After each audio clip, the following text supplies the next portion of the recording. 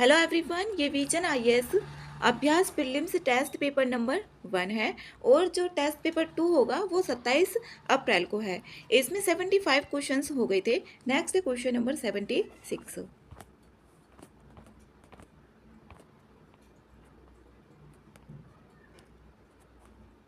76 है, मॉडल द्विपक्षीय निवेश संधि 2016 के संदर्भ में निम्नलिखित कथनों पर विचार कीजिए। जो ये मॉडल द्विपक्षीय संधि है इसके बारे में देखना है। ये 2016 की है। यहाँ पर निवेशकों को मध्यस्थता की मांग करने से कम 5 वर्षों तक स्थानीय उपायों का उपयोग करना चाहिए। पहला ऑप्शन इसमें करेक्ट है। ये इसमें यहाँ पर जो आर्टिकल 15 है, निवेशकों को मध्यस्थता की जो मांग होगी उसमें कम से कम 5 वर्षों तक स्थानीय उपायों का उपयोग करना होगा।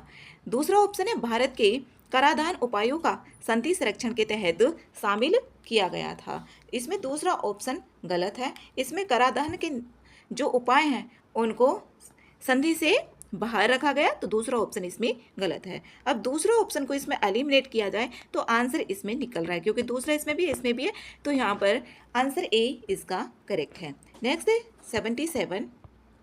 77 है, भारत में निम्नलिखित में से किन्हें डिजिटल सार्वजनिक वस्तुएं माना जाता है। डिजिटल सार्वजनिक वस्तुएं, सार्वजनिक का मतलब है जो सभी के लिए हों, जो सभी लोग हों, या तो वो प्राइवेट हो या फिर वो पब्लिकली हो। तो वो वस्तुएं इसमें से कौन सी है, इसमें से छांटना इजी है। ये जो यूपीआई है, यूपीआई तो सभी के लिए है, कोई भी उसका यूज़ कर सकता है। फिर है नेक्स्ट ऑप्शन इसमें आरोग्य सेतु एप्लीकेशन। आरोग्य सेतु एप्लीकेशन इसका भी कोई भी यूज़ कर सकता है। भारत के लोगों को जो विभिन्न आवश्यक स्वास्थ्य सेवाएं हैं उनसे ये जोड़ता है और जागरूकता का प्रसार भी करना, तो यहाँ पर सभी के लिए ये दूसरा ऑप्शन भी, पहला ऑप्शन भी। पहला और दूसरा किस किस में आ रहा है, एक तो इसमें आ रहा है, इसमें आ रहा है, इसमें आ रहा है, तो ये ऑप्शन एलिमिनेट हो गया। तीसरा है कोर बैंकिंग समाधान। जो कोर बैंकिंग समाधान है ये बैंक के लिए है, ना कि कोई डिजिटल सार्वजनिक वस्तु है ये। तो बैंक इन सेवाओं का उपयोग करने के लिए शुल्क लेते हैं। जब ये यहाँ पर इसका समाधान होता है तो इसके लिए शुल्क भी लिया जाता है। तो यहाँ पर सार्वजनिक नहीं है, ये सभी के लिए नहीं है। जो भी शुल्क करेगा उसको ये सुविधा मिलेंगी। तो तीसरा ऑप्शन इसमें कट हो जाता है, पहला ऑप्शन गलत हो गया और यहाँ पर डी ऑप्शन भी गलत हो गया। एक ऑप्शन इसमें बचता है, 3 के बाद 3 भी अगर पता चल जाए कि 3 है तो तब भी बी ऑप्शन आ रहा है एलिमिनेशन मेथड से। तो इसका आंसर है यहाँ पर बी। नेक्स्ट है यहाँ पर 78 है, भारत में पिछले 3 वर्षों से प्रमुख पत्तनों पर, जो पत्तन होते हैं, पोर्ट होते हैं, उनके लिए बोला हुआ है कुल कार्गो की मात्रा में निरंतर वृद्धि हो रही है। ये यहाँ पर बोला हुआ है 3 वर्षों से। अगर और आ जाता है यहाँ पर पिछले 5 वर्षों से तो ऑप्शन गलत हो जाएगा। पिछले 3 वर्षों से इसमें वृद्धि हो रही है, तो यहाँ पर पहला ऑप्शन सही है। दूसरा ऑप्शन है डी ऑप्शन इसमें गलत हो गया और यहाँ पर जब पहला ऑप्शन सही है तो अब 1 और 2 दूसरा देखने की ज़रूरत नहीं है, क्योंकि 1 और 2 इसमें आ रहे हैं दोनों ऑप्शन में। तीसरा ऑप्शन है वित्त वर्ष 2024 में जवाहरलाल नेहरू पत्तन कार्गो की मात्रा के आधार पर भारत का सबसे बड़ा प्रमुख पत्तन बन गया है। ये इसमें ये नहीं बना है, पारादीप पत्तन, जो पारादीप पत्तन है वो बन गया है, तो इसमें ये ऑप्शन गलत हो गया। तो इसमें जो बचता है वो सी ऑप्शन करेक्ट है। नेक्स्ट है 79। ये इम्पोर्टेंट भी है, ये करंट अफेयर्स का एक क्वेश्चन है।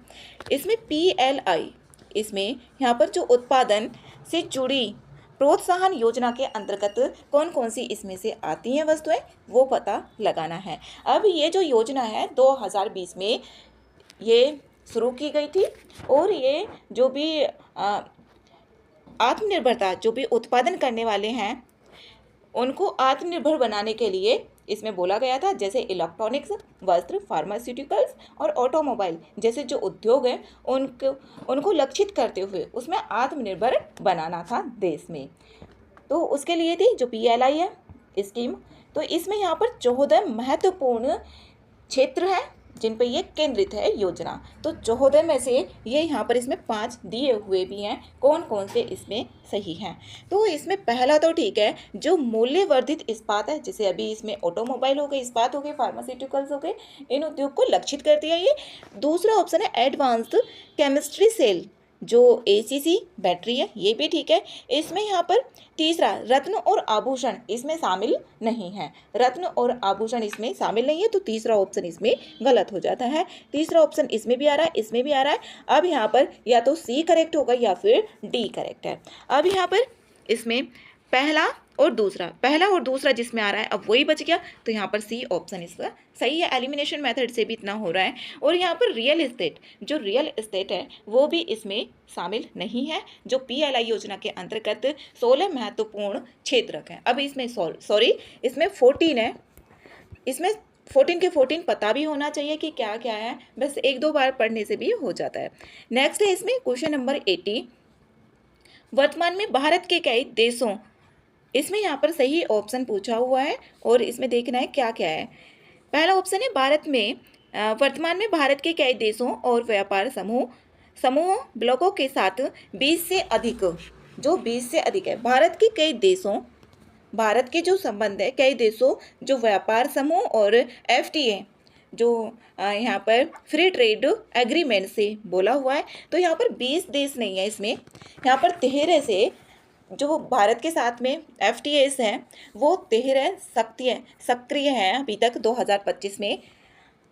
तो पहला ऑप्शन इसमें गलत है, 20 नहीं है। जिसमें भी यहाँ पर नंबर लिखा हुआ है तो उस पर एक बार कि हाँ 20 थे या क्या थे, तो फिर वो ऑप्शन अगर एलिमिनेट हो जाता है तो हेल्प मिलती है उससे। तो इसमें ये ऑप्शन एलिमिनेट, ये भी एलिमिनेट। अब दो तो इसमें होगा ही होगा, इसमें दूसरा तो है ही। अब यहाँ पर इसमें बोला है भारत का पहला मुक्त व्यापार समझौता जो FTA है वो भारत श्रीलंका मुक्त व्यापार समझौता IS इंडिया और श्रीलंका फ्री ट्रेड एग्रीमेंट था। तो ये ठीक है, जो पहला ऑप्शन तो इसमें गलत है, दूसरा ऑप्शन इसमें सही है। और ये हुआ था 28 दिसंबर 1998 को हस्ताक्षर हुए थे भारत और श्रीलंका के बीच में। 1 मार्च 2000 में ये लागू भी हो गया था 2 साल बाद। तो दूसरा ऑप्शन इसमें करेक्ट है। तीसरा ऑप्शन है मुक्त व्यापार समझौता तो व्यापारिक भागीदारों के बीच अधिमान्य व्यापार समझौते, जो अधिमान्य व्यापार समझौते हैं PTA का पूर्व चरण होता है। ऐसा कुछ भी नहीं है कि इसका ये पूर्व चरण होता है, तो तीसरा ऑप्शन इसमें गलत है। जो FTA है उसका उद्देश्य है जो भागीदार देश होते हैं उनके बीच में जो टैरिफ और कोटा होता है वो उनको समाप्त करता है। जैसे 2 देश हैं और वो ट्रेड कर रहे हैं एक दूसरे के साथ में, और जो टैरिफ और कोटा होता है जैसी बाधाएं समाप्त हो जाती हैं और फ्री ट्रेड होता है। ऐसा नहीं कि फ्री में व्यापार हो रहा है, जो कोटा और टैरिफ लग रहा था उसमें वो समाप्त हो जाती है। और जो PTA होता है अधिमान्य व्यापार समझौता, वो बिना पूर्ण मुक्त व्यापार के लक्ष्य कुछ देशों से उन देशों के बीच में भी होता है। और यहाँ पर PTA वास्तव में एक अधिक मुक्त व्यापार जो समझौता होता है FTA की दिशा में, ये एक पहला कदम हो सकता है, ना कि बाद वाला कदम। तो तीसरा ऑप्शन इसमें गलत है, बस एक ही ऑप्शन इसमें बचता है, दूसरा ऑप्शन B आंसर इसमें करेक्ट है। नेक्स्ट है 81, निम्नलिखित अधिकारों में से कितने भारत के प्रवासी भारतीय नागरिकों को प्राप्त नहीं होते हैं। अब यहाँ पर इसमें ये पता होना चाहिए कि कौन कौन से आर्टिकल केवल नागरिकों को प्राप्त हैं और जो विदेशियों को नहीं है। यहाँ पर एक तो 15, 16, 19, 29, 30, 19, 29 और 30। यहाँ पर ये जो अधिकार हैं ये ओनली भारत के नागरिकों को ही दिए गए हैं। अब जो आर्टिकल 16 है तो ये तो ऐसी गलती हो रहा है, तो इसमें पहला तो है ही नहीं। दूसरे उपराष्ट्रपति के चुनाव में मतदान करने या चुनाव लड़ने का अधिकार, दूसरा ऑप्शन भी इसमें नहीं है। जो नहीं है वही बताना। इसमें जो उपराष्ट्रपति है इनका चुनाव जो होता है आर्टिकल 66 के अनुसार होता है, और केवल जो भारतीय नागरिक है वही इसमें जो चुनाव होगा मतदान कर सकते हैं, ना कि OCI जो प्रवासी भारतीय नागरिक है। प्रवासी भारतीय नागरिक का मतलब होता है भारत के जो मूल भारतीय हों लेकिन वो दूसरे देश के नागरिक हों, ये होता है। तो यहाँ पर दूसरा ऑप्शन भी गलत है, पहला ऑप्शन भी इसमें यहाँ पर नहीं है, तो पहला भी ठीक है और दूसरा भी इसमें सही है। पहला भी ठीक है, दूसरा भी ठीक है। लोकसभा या राज्यसभा का सदस्य बनने के लिए पात्र होने का अधिकार, इसमें जो भी OCI होंगे ये पात्र नहीं हो सकते, आर्टिकल 217 में ऐसा बोला गया है। फिर यहाँ पर मतदाता के रूप में पंजीकृत होने से संबंधित अधिकार, ये ऑप्शन भी इसमें गलत है, मतलब सही है क्योंकि अधिकार प्राप्त नहीं है, तो चारों ऑप्शन इसमें सही है। डी आंसर इसका करेक्ट है। नेक्स्ट है यहाँ पर 82, प्राय सुर्खियों में रहने वाला जो पद है गैरी मैड्रिंग संबंधित है। जो गैरी मैड्रिंग शब्द है वो किससे संबंधित है ये देखना है। किसी राजनीतिक दल या समूह को लाभ पहुंचाने के लिए निर्वाचन क्षेत्र की सीमाओं में हेरफेर करने से, ए आंसर इसका करेक्ट है। नेक्स्ट है 83, भारतीय संविधान के अनुसार जो भी पॉलिटी के क्वेश्चंस होते हैं उसमें आर्टिकल्स पता होना चाहिए। 2 बार एक ऐसा क्वेश्चन पूछा गया, शोषण के विरुद्ध जो अधिकार है वो कौन कौन से हैं, उसमें हमें पता चलेगा कि हाँ ये तो सारे हैं, लेकिन उसमें दिया हुआ है मौलिक अधिकार है उसमें फंडामेंटल राइट्स में जो 23 और 24 में उसमें दिया हुआ है, उसके बारे में बताया हुआ भी है इसमें दोनों आर्टिकल में। क्या है, ये क्वेश्चन 2 बार पूछा हुआ है और आर्टिकल पता होंगे पॉलिटी में तो बहुत सारे क्वेश्चंस हो जाते हैं कि हाँ उसमें क्या है, इनडायरेक्ट होता है। भारतीय संविधान के अनुसार निम्नलिखित प्रक्रियाओं में से किन्हें संसद के एक ही सत्र में, यहाँ पर एक ही सत्र में, जो भी एक ही सत्र है संसद के सत्र हैं, संविधान में कहीं भी सत्रों की बात नहीं बोली है कि कितने सत्र होंगे उसमें। तो संसद का अगर सब यहाँ पर आ जाता है कोई ऑप्शन बन के कि संविधान होगा वहाँ पर, तो वो ऑप्शन गलत ही हो जाएगा क्योंकि संसद के द्वारा है ये, यहाँ पर एक ही सत्र में संपन्न किया जा सकता है। इसमें पहला ऑप्शन है राष्ट्रपति पर महाभियोग। जो राष्ट्रपति पर महाभियोग है ऐसा कहीं भी नहीं बोला हुआ है, आर्टिकल 61 है उसके अंतर्गत राष्ट्रपति पर महाभियोग की प्रक्रिया शुरू की जाती है और संसद के किसी भी सदन में शुरू हो सकती है वो, क्योंकि विशेष बहुमत से होती है ये, तो ऐसा कहीं भी नहीं बोला हुआ है कि संसद के एक ही सत्र में ये होगी। तो पहला ऑप्शन इसमें गलत है। दूसरा ऑप्शन है उच्चतम न्यायालय के न्यायाधीश को पद से हटाना। जो उच्चतम न्यायालय के न्यायाधीश हैं, आर्टिकल 124 का जो क्लोज 4 है, ये वाला आर्टिकल है, इसमें यहाँ पर ऐसा बोला गया है कि जो उच्चतम न्यायालय के न्यायाधीश होंगे वो संसद के एक ही सत्र में संपन्न की जानी चाहिए जो भी प्रक्रिया होगी। तो दूसरा ऑप्शन यहाँ पर सही है। तीसरा ऑप्शन है यहाँ पर, अब जो आपातकाल, राष्ट्रीय आपातकाल होता है, तो अब उसमें बोला हुआ है जो भी सत्र होगा एक से दूसरे सत्र 6 महीने से ज़्यादा नहीं हो सकता। अब राष्ट्रीय आपातकाल है, ये कॉमन सेंस से भी हो सकता है, जो राष्ट्रीय आपातकाल है उसको बढ़ाया भी जा सकता है, 1 बार से 2 बार भी बढ़ाया जा सकता है। तो तीसरा ऑप्शन तो यहाँ पर गलत ही हो जाएगा। तीसरा ऑप्शन यहाँ पर 2 में आ रहा है, अब दूसरा तो करेक्ट ही है और पहला है आर्टिकल 61 में ऐसी बात बोली नहीं है, तो इसका आंसर होगा ए करेक्ट, केवल दूसरा। नेक्स्ट है 84 में निम्नलिखित कथनों में से कौन सा एक संप्रभु लोकतांत्रिक गणराज्य का सर्वोत्तम वर्णन करता है। यहाँ से भी क्वेश्चन जरूर बनते हैं, जितने भी प्रस्तावना में कीवर्ड हैं वहाँ से क्वेश्चन जरूर आए। प्रभुत्व संपन्न हो गया और यहाँ पर पूछा है ये संप्रभु लोकतांत्रिक गणराज्य, और पंथ निरपेक्ष से भी समता हो गया, समानता हो गया, इनसे भी जैसे समता हो गया, समानता हो गया, इन दोनों में भी क्वेश्चन पूछा हुआ है। जैसे कि समता हो गया एक वर्ड और एक होता है समानता। समानता का मतलब है कि अगर 2 लोग हैं तो दोनों को 5-5 रुपए दे दिए, तो वो हो गया समानता। और एक होता है समता। जो समता वर्ड होता है उसमें होता है जैसे कि 1-2 लोग हैं, उसमें जो कमजोर है उसको दूसरे मजबूत इंसान के बराबर करने के लिए इसको भी मजबूत करना। जैसे कि 5 रुपए देने थे तो दोनों को 5-5 रुपए नहीं दिए जाएंगे, यहाँ पर इसको अगर इसके पास 2 है तो इसको 3 दिए जाएंगे और इसके पास पूरे 5 है तो इसको नहीं दिए जाएंगे, क्योंकि उसको समान लाने के लिए, समता वर्ड वो होता है समान लाने के लिए, दूसरे के इक्वल करने के लिए, और समानता का मतलब होता है कि सबको समान समान। तो इसमें भी यहाँ पर पूछा हुआ है जो संप्रभु लोकतांत्रिक गणराज्य है, इसमें संप्रभु जो हमारा देश है वो दूसरे बाह्य जो देश हैं उनके साथ में संबंध उसके हो, वो किसी पर निर्भर ना होना चाहिए, और लोकतांत्रिक जो निर्वाचन होगा वो अपना प्राधिकार जनता से प्राप्त करता हो। तो इसमें डी आंसर करेक्ट है। नेक्स्ट है यहाँ पर क्वेश्चन नंबर 85, भारतीय राज्य की पंथ निरपेक्ष प्रकृति के संदर्भ में देखना है। जो पंथ निरपेक्ष प्रकृति है, पंथ निरपेक्ष प्रकृति के बारे में, इसमें पहला ऑप्शन है संविधान लागू होने के समय इसकी उद्देशिका में पंथ निरपेक्ष पद शामिल नहीं था। ये शामिल नहीं था, जो 42वां संविधान संशोधन है उसमें जोड़ा गया था, 42वें संविधान संशोधन 1976 में पंथ निरपेक्ष शब्द को। दूसरा ऑप्शन है भारतीय राज्य की पंथ निरपेक्ष प्रकृति राज्य को किसी भी आधार पर धार्मिक मामलों में हस्तक्षेप करने से रोकती है। ये किसी भी आधार पर नहीं है कि कोई भी आधार है उस पर हस्तक्षेप करने से रोकती है। उसमें थोड़ा बोला हुआ है लेकिन किसी भी आधार पर नहीं, तो दूसरा ऑप्शन इसमें गलत है। पंथ निरपेक्ष सिद्धांतों के उल्लंघन के लिए अनुच्छेद 356 के तहत राज्य सरकार को बर्खास्त किया जा सकता है।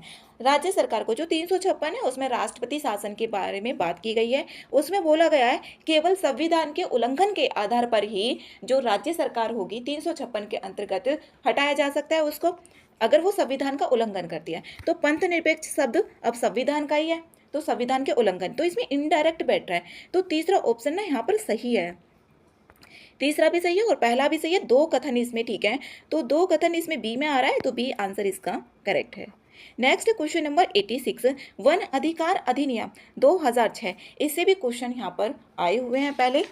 इसमें बोला हुआ है वन अधिकार अधिनियम 2006 एक ऐतिहासिक विधि है जिसका उद्देश्य जनजाति और वन निवासी समुदायों के अधिकारों को मान्यता देना। इस संदर्भ में वन अधिकार अधिनियम 2006 से संबंधित निम्नलिखित कथनों पर विचार करना, और यहाँ पर देखना है कितने कथन इसमें सही हैं। इसमें पहला ऑप्शन है, यह अधिकार जो अधिनियम है ये 2006 का, इसमें राष्ट्रीय उद्यान, वन्यजीव अभ्यारण्य और टाइगर रिजर्वों पर भी लागू होता है। तो पहला ऑप्शन ये ठीक है। जो वन हो गए यहाँ पर वन भूमि इसमें बोला हुआ है, आभासी वन हो गए, सुरक्षित वन हो गए, आरक्षित वन हो गए, इसमें शामिल है। तो पहला ऑप्शन इसमें करेक्ट है। दूसरा ऑप्शन है अधिनियम द्वारा प्रदत्त भूमि अधिकार वंशागत, संक्रमणीय और अंतरणीय। इसमें वंशागत तो बोला हुआ है लेकिन यहाँ पर अंतरणीय नहीं बोला हुआ है। जो 2006 का अधिनियम है, जो यहाँ पर मान्यता प्राप्त जो भूमि होगी इस अधिनियम के अंतर्गत, उस भूमि को बेचा या हस्तांतरित भी नहीं किया जा सकता। जो भूमि अधिकार है वो वंशागत तो होते हैं लेकिन अंतरणीय नहीं होते। तो दूसरा ऑप्शन इसमें गलत है। अब इसमें एलिमिनेट वाला नहीं है ये, इसमें 3 तो हो ही नहीं सकता। अब पहला हो गया तो कोई नहीं, ये भी नहीं हो सकता। इसमें भी एलिमिनेशन मेथड लग जाता है, 50-50 वाली कंडीशन आ जाती है। अब इसमें यहाँ पर पहला तो इसमें ठीक है, दूसरा गलत है। तीसरा है यह अधिनियम लघु वनोपज एकत्र करने के लिए स्वामित्व का अधिकार प्रदान करता है। ये जो अधिनियम है, हाँ, जो लघु वनोपज होते हैं उसके लिए, जैसे कि यहाँ पर परंपरागत वन निवासी होते हैं, वन अधिकारों की मान्यता, इसमें यहाँ पर ये नोडल एजेंसी भी है इसके लिए। तो तीसरा ऑप्शन है यहाँ पर सही। तो 2 ऑप्शन इसमें ठीक है, तो बी आंसर है इसका।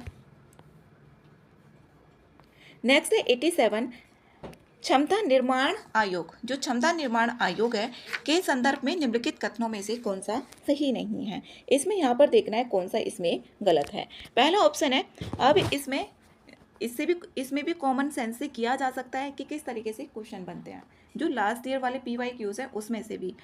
अब यहाँ पर है, इसे राष्ट्रीय सिविल सेवा क्षमता विकास कार्यक्रम मिशन कर्मयोगी के एक भाग के रूप में प्रारंभ किया गया है। जो भी यहाँ पर कुछ ऑप्शन ऐसे होते हैं क्वेश्चन में जो एक दूसरे से लिंक भी होते हैं। अगर लिंक हो रहा होगा तो वो ऑप्शन तो नहीं सही, गलत होगा या अलग नहीं होगा, और जो लिंक नहीं हो रहा होगा वो उस ऑप्शन के गलत होने के चांस ज़्यादा होते हैं। जैसे यहाँ पर दिया हुआ है मिशन कर्मयोगी, अब यहाँ पर इसकी अध्यक्षता बोल दी है, लेकिन ये मंत्रालय के अंतर्गत तो है, लेकिन इसकी जो अध्यक्षता होती है कार्मिक लोक शिकायत एवं पेंशन मंत्री द्वारा की जाती है। इसमें ये यहाँ पर गलत है, जो इसकी अध्यक्षता होती है इसके द्वारा नहीं की जाती है। तो इसमें बी ऑप्शन ही गलत है, बी आंसर है इसका। और CBC जो होता है क्षमता निर्माण आयोग, इसमें 3 सदस्य होते हैं। इसे एक आंतरिक सचिवालय द्वारा सहायता भी प्रदान की जाती है। नेक्स्ट है यहाँ पर क्वेश्चन नंबर 88। इसमें बोला हुआ है यहाँ पर कितने कथन इसमें सही हैं। स्वतंत्र भारत का पहला जो बजट है वो 26 नवंबर 1947 को R.K. षणमुखम चेट्टी जी के द्वारा इसको पेश किया गया था। पहला ऑप्शन ठीक है। इसको अगर ये पता होगा और कब किया गया था तो ये ऑप्शन गलत हो जाएगा। यहाँ पर ये 26 नवंबर 1947 को किया गया था, ना कि 1950 में किया गया था। तो दूसरा ऑप्शन भी यहाँ पर गलत है। अब इसमें निर्मला सीतारमण जी के नाम सर्वाधिक बजट पेश करने का रिकॉर्ड है। नहीं, 10 बार मोरारजी देसाई थे प्रधानमंत्री, उनके द्वारा किया गया था। और यहाँ पर जो निर्मला सीतारमण है, तो जो 2025 का भी जारी किया गया था, तो उसको मिलाकर 8 बार इन्होंने प्रस्तुत किए हैं बजट को। तो 2 ऑप्शन इसमें गलत है, एक सही है, तो इसका आंसर एक सही है, केवल एक। नेक्स्ट है 89। 89 है ग्रीनलैंड। अभी ग्रीनलैंड के बारे में, ये ग्रीनलैंड न्यूज़ में भी रहा था। ग्रीनलैंड विश्व का सबसे बड़ा द्वीप है, ठीक है, पहला ऑप्शन, ये सबसे बड़ा द्वीप है। अभी जो यूएसए है उसने बोला हुआ है, जो इनके राष्ट्रपति हैं उन्होंने बोला है कि जो ग्रीनलैंड है उसको संयुक्त राज्य अमेरिका का हिस्सा बनाने के लिए। डेनिश ग्रीनलैंड की सर्वाधिक बोली जाने वाली भाषा और आधिकारिक भाषा है, ये ऑप्शन इसमें गलत है, ग्रीनलैंडिक है ना कि डेनिश है, तो दूसरा ऑप्शन इसमें गलत हो गया। अब इसमें देखें यहाँ पर एलिमिनेट करके, तो दूसरा इसमें भी आ रहा है, इसमें भी आ रहा है। अब पहला तो ठीक ही है, डेनमार्क का प्रधानमंत्री ग्रीनलैंड का प्रीमियर भी होता है, ये ऑप्शन भी इसमें गलत है। तो यहाँ पर जो डेनमार्क किंगडम के जो सरकार का मुखिया है वो डेनमार्क का प्रधानमंत्री होता है। और डेनमार्क किंगडम में 3 घटक शामिल होते हैं, जैसे कि डेनमार्क हो गया, ग्रीनलैंड हो गया और फरो द्वीप हो गया, इसमें 3 है, तो तीसरा ऑप्शन भी इसमें गलत है। चौथा ऑप्शन है यहाँ पर 90% और बोला हुआ है तेल और प्राकृतिक गैस। तेल और प्राकृतिक गैस में नहीं है 90% से अधिक, जबकि ये मत्स्य की जो मछली है उसके बारे में 90% से अधिक जो निर्यात किया जाता है ग्रीनलैंड से, तो इसमें केवल एक ही ठीक है, ए आंसर इसका सही है। नेक्स्ट है यहाँ पर क्वेश्चन नंबर 90। इसमें कथन 1 और कथन 2 के बारे में बोला हुआ है। 2009 से अब तक 15,000 से अधिक अवैध भारतीय अप्रवासियों को अमेरिका से निर्वासित किया गया है या वापस भेजा गया है, ठीक है, ये पहला ऑप्शन। दूसरा है भारत और संयुक्त राज्य अमेरिका के बीच एक प्रत्यर्पण संधि, जो ये अभी न्यूज़ में रही थी, ये संधि आ सकता है इससे क्वेश्चन बन के, ये दोनों देशों के बीच में 1997 में ही हुई थी। और ये यहाँ पर जो प्रत्यर्पण संधि है 1997 में इसमें हस्ताक्षर किए गए थे। जो इस संधि में आपराधिक सहायता और जो प्रत्यर्पण होता है उसको शामिल किया जाता है, और केवल उन लोगों का प्रत्यर्पण किया जाता है जो अपराध के लिए आरोपित या दोषसिद्धि है, ना कि अवैध अप्रवासियों का। तो इसमें यहाँ पर दोनों कथन तो ठीक है, देखो ये वाला स्वतंत्र है, ये भी अलग है, इसमें हस्ताक्षर के लिए बोला हुआ है, इसके बारे में बताया नहीं है, एक्सप्लेन नहीं किया हुआ, तो दोनों कथन तो ठीक है लेकिन एक दूसरे से स्वतंत्र है, तो बी आंसर इसमें करेक्ट है। नेक्स्ट है 91। 91 है मानव शरीर उच्च तुंगता। जब उच्च तुंगता मतलब कि ऊंचाई पर जाता है मानव, तो क्या होता है, उसमें क्या चेंज होता है उसके बारे में यहाँ पर देखना है। यह रक्तचाप बढ़ाकर शरीर के तापमान में वृद्धि करता है, ये रक्तचाप बढ़ाकर, ये पहला ऑप्शन है तो इसमें गलत है।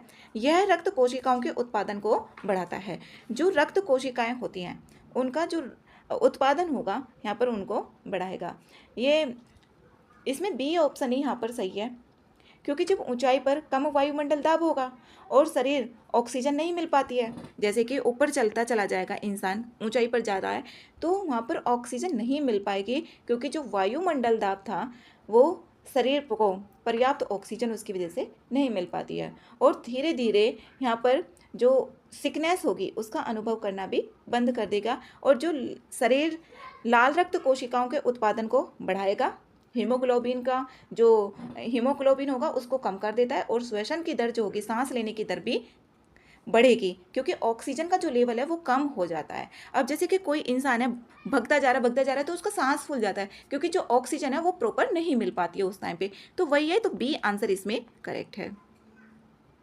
नेक्स्ट 92, इसमें सामान्यतः प्रयुक्त सामग्री दी हुई है और पाए जाने वाले जो रसायन प्रदूषक हैं उसके बारे में है। तो इस तरीके के क्वेश्चन भी पहले पूछे हुए हैं यूपीएससी में। अब यहाँ पर टैल्क पाउडर, जो टैल्क पाउडर है इसमें यहाँ पर एस्बेस्टस इसमें होता है, तो पहला ऑप्शन इसमें सही है। टैल्क जो होता है एक प्राकृतिक रूप से पाया जाने वाला खनिज होता है, और पृथ्वी में जो एस्बेस्टस निक्षेप है उसके पास ये पाया जाता है, तो इसमें एस्बेस्टस होगा ही जब उसके पास में पाया जाएगा। और जो यहाँ पर है टेबल सॉल्ट, जो टेबल सॉल्ट है ये ऑप्शन इसमें गलत है। जो टेबल सॉल्ट होता है जो यहाँ पर होगा एस्परजिलस कवक द्वारा जो उत्पादित विषाक्त यौगिक होते हैं, जो अनाज जो मेवे होते हैं दुग्ध उत्पादों को ये संदूषित करते हैं, और टेबल सॉल्ट ये इसको नहीं करता है। ये नमक होता है टेबल सोल्ट, इसको नहीं करता है, तो अल्फा टॉक्सिन नहीं है ये। और जो दूध होता है इसमें मेलामाइन, ये भी करेक्ट है। जो दूध होता है इसमें गंभीर प्रतिकूल जो स्वास्थ्य होगा उस पर प्रभाव पड़ता है, जैसे इसमें यूरिया भी होता है, फार्मेलिन भी होता है, डिटर्जेंट, अमोनियम सल्फेट भी होगा, और बोरिक एसिड भी होगा, कास्टिक सोडा भी, बेंजोइक अम्ल भी। अगर इसके प्लेस पर और भी ये सब आ जाता है तो तब भी करेक्ट होगा। सैलिसिलिक अम्ल भी होता है, हाइड्रोजन पेरोक्साइड भी होता है। हाइड्रोजन पेरोक्साइड का इसका फॉर्मूला होता है H2O2। इस तरीके से भी ये बनकर आ सकते हैं और इसमें शर्करा भी होती है। तो तीसरा ऑप्शन यहाँ पर सही है। जो प्रोटीन की मात्रा को बढ़ाने के लिए दूध में अवैध रूप से इसकी मिलावट की जाती है। तीसरा ऑप्शन, पहला और तीसरा इसमें करेक्ट है, दूसरा इसमें भी है, इसमें भी है, तो सी ऑप्शन इसमें सही है। नेक्स्ट है क्वेश्चन नंबर 93। भारत के नए संसद भवन में स्थापित जो फोको का पेंडुलम प्रदर्शित करता है, इसमें यहाँ पर है ये पृथ्वी के अपने अक्ष पर घूर्णन को, इसको ये प्रदर्शित करता है। और ये पेंडुलम अपनी गति का जो तल है उसको नहीं बदलता, लेकिन पृथ्वी के घूर्णन के कारण जमीन पर किसी निश्चित बिंदु से देखने पर यह गति करता हुआ प्रतीत होता है, लेकिन अपनी गति को नहीं बदलता है। और यह 1851 में फूको ने यह प्रयोग जनता के समक्ष प्रदर्शित किया था 1851 में। इसमें अलग अलग ऑप्शन भी बनकर आ सकते हैं, तो इसका बी आंसर सही है। नेक्स्ट 94। निम्नलिखित में से किस में सीसा तत्व मिलता है? जो सीसा तत्व है वो किस में मिलता है? ये ऑप्शन हो जाएगा। जो लकड़ी की पेंसिल होती है इसमें तो नहीं मिलता है, तो दूसरा ऑप्शन इसमें एलिमिनेट करने के बाद एक ही बच जाता है, यहाँ पर डी ऑप्शन, डी आंसर इसमें करेक्ट है। Next question number 95। Dampier Hodges रेखा क्या दर्शाती है? जो डैम्पियर हॉजेस रेखा है ये यहाँ पर सुंदरवन जो मैंग्रोव है वनों के सबसे उत्तरी सीमा विस्तार को दर्शाती है ये, तो इसमें डी ऑप्शन यहाँ पर करेक्ट है। जो डैम्पियर हॉजेस रेखा है 1830 के दौरान सुंदरवन मैंग्रोव वनों की सबसे उत्तरी सीमा को ये दर्शाती है, तो इसमें डी ऑप्शन इसका सही है। नेक्स्ट है क्वेश्चन नंबर 96। आरोग्य पाचा के संदर्भ में देखना है। आरोग्य पाचा यहाँ पर यह पारंपरिक चिकित्सा पद्धतियों में थकान के उपचार के लिए प्रयुक्त एक पादप प्रजाति है, ठीक है, पहला ऑप्शन। दूसरा, ये मेघालय के गारो पर्वतमाला के लिए स्थानिक है। ये मेघालय के गारो नहीं है, जो अगस्त्यमाला है केरल का पहाड़ी, उसमें ये मिलती है। जो ये आरोग्य पाचा है ये एक अत्यंत गुणकारी औषधीय पौधा है, तो दूसरा ऑप्शन इसमें गलत है। जो इस तरीके से आता है तो वो भी उसको सोचना चाहिए कि हाँ इसमें ये है या नहीं है स्थानिक पौधा, तो मोस्टली गलत होता है वहाँ पर। कानी जनजाति को पारंपरिक चिकित्सा में इन पादपों के प्रयोग के लिए जाना जाता है, और ये जो भी कहाँ से कैसे गलत है तो ये PYQ से भी पता चल जाता है कि हाँ इस तरीके से क्वेश्चन पूछा हुआ है, तो 1 और 3 इसमें बी ऑप्शन यहाँ पर सही है। Next question number 97। प्राय टारिफिकेशन और पैलेटाइजेशन पदों को सुर्खियों में देखा जाता है। ये पराली से संबंधित है, जो सर्दियों में सर्दियों के मौसम में जो दिल्ली NCR है और पड़ोसी राज्यों में वायु प्रदूषण का एक ये कारण है। और पैलेटाइजेशन और टैरिफिकेशन संयंत्रों की स्थापना करने के लिए वित्तीय सहायता प्रदान करने के लिए दिशा निर्देश जारी किए गए थे, जो केंद्रीय पर्यावरण, वन और जलवायु परिवर्तन मंत्री हैं उनके द्वारा। तो यहाँ पर इसमें ये पराली के अपशिष्ट प्रबंधन के संदर्भ में ये दोनों शब्द हैं। नेक्स्ट है क्वेश्चन नंबर 98। इसमें यहाँ पर देखना IUCN रेड लिस्ट, इस तरीके के भी पहले क्वेश्चन पूछे हुए हैं। इसमें यहाँ पर स्पाइडर कछुआ ये यहाँ पर विलुप्त वाली कैटेगरी में शामिल नहीं है, ये तीसरा ऑप्शन इसमें गलत हो जाता है। जो स्पाइडर कछुए हैं ये मेडागास्कर के स्थानिक भी हैं और ये संकटग्रस्त हैं, यहाँ पर विलुप्त नहीं है, गंभीर रूप से संकटग्रस्त हैं, तो तीसरा ऑप्शन इसमें गलत है। अब यहाँ पर जावा टाइगर और तस्मानियाई टाइगर ये विलुप्त हो चुके हैं दोनों, तो 2 ऑप्शन इसमें सही है, यहाँ पर बी आंसर इसका करेक्ट है। नेक्स्ट क्वेश्चन है 99। अंसुपा झील, सस्तम कोटा झील, लोनार झील के संदर्भ में निम्नलिखित कथनों में से कौन सा इसमें सही है? इसमें यहाँ पर देखें अंसुपा झील, सस्तम कोटा, ये अंसुपा ये तो उड़ीसा की है, सस्तम कोटा केरल की है, और जो लोनार झील है ये महाराष्ट्र की है। तो यहाँ पर ये सभी रामसर स्थल तो हैं, पहला ऑप्शन तो करेक्ट है, पहला करेक्ट होने के बाद बी ऑप्शन एलिमिनेट हो गया। और यहाँ पर ये सभी ताजे जल की, अगर ये पता चल जाए कि ताजे जल की झील हैं, ये ताजे जल की 2 तो हैं, लेकिन लोनार को देख के पता चल जाएगा कि ताजे जल की नहीं है। तो तीसरा ऑप्शन गलत होने के बाद इसमें 2 ऑप्शन बचते हैं, यहाँ पर 1 और सी। ये सभी प्राकृतिक रूप से निर्मित आर्द्र भूमियां हैं, और ये प्राकृतिक रूप से आर्द्र भूमियां भी हैं। तो यहाँ पर 1 और 2 इसमें सही है, सी आंसर इसमें करेक्ट है। नेक्स्ट है 100। इसमें यहाँ पर पूछा हुआ है कि जो नौगम्य लंबाई है वो अवरोही क्रम का मतलब है घटते हुए क्रम में इसको करना है। सबसे ज़्यादा असम में, क्योंकि चारों में ऑप्शन में असम ही असम दिया हुआ है। और यहाँ पर जब तीनों में, अगर तीनों में भी सबसे ज़्यादा ऑप्शन आ रहा है वो भी करेक्ट ही होता है मोस्टली। तो यहाँ पर अब इसमें एक ऑप्शन तो इसमें एलिमिनेट हो गया। ये इसमें असम, उत्तर प्रदेश, फिर पश्चिम बंगाल की और फिर बिहार की है। बी आंसर इसमें करेक्ट है। असम की है